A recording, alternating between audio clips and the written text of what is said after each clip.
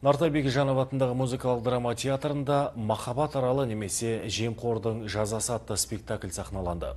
Қойылымды мемлекеттік қызметшілер тамашалады.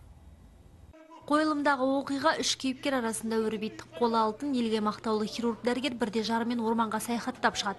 Бірақ сұлу табиғат аясында тыныстауды жөн көрген жұбайлар демалысының шырқы бұзылады. Оған дәрігердің оқыстан алған жарақаты себеп болып, орманның қақ ортасында қалған екеуге орманшы да көмек беруге бейіл танытпайды.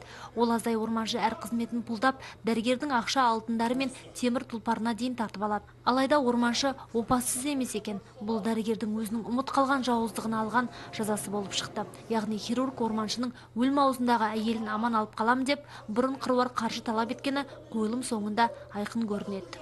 Бар қабілетіңді ауруларды тонау үшін жұмсайсың. Сенің бір бандиттерден бір амалың бар. Бандиттер ақшасы бар деп өлтірсең, ал сен жоқ деп өлтіресің.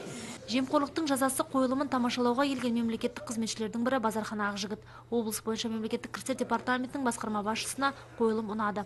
Салық саласында да сыбайластықпен күрес күшейтілген дейді ол, спектакльдің өзекті тақырыбына орай пікірінде.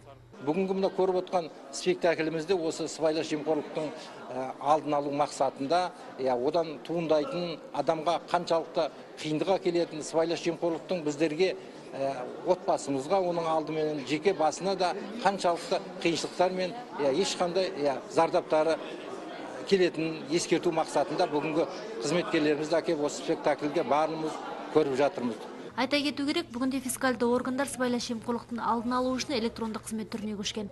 Яғни салық қызметкерлері қолданыстағы технологияны жетілдіріп, салық төлеушімен тікелей қарым-қатынасты азайту арқылы жемқорлықтың жолын кесіп отыр. Мына сыбайлас жемқорлықтың алдын алудың ең тиімді жолы осы электрон жүйеге көшу. Бұл салық төлеушілерге, жалпы жеке заңды тұлғаларға кез келген өзіне оңтайлы уақытта, өзіне қолайлы уақытта тиісті мемлекеттік қызмет көрсетулерді алып, салық декларацияларын тапсырып, мемлекеттік кірістер органында салық қызметкерін бетпе-бет келмей-ақ өзінің тиісті қызметті алуына мүмкіндік туады. Қорыта айтқанда, махаббат аралы қойылымы арқылы көрермен қазіргі індет сыбайлас жемқорлықтың әрбір қоғам мүшесі үшін тигізер залалы зор екенін сезінді. Біз жыл аяғына дейін осы сыбайлас жемқорлықты алдын алу бағытында бірнеше шара өткізуді жоспарлап отырмыз.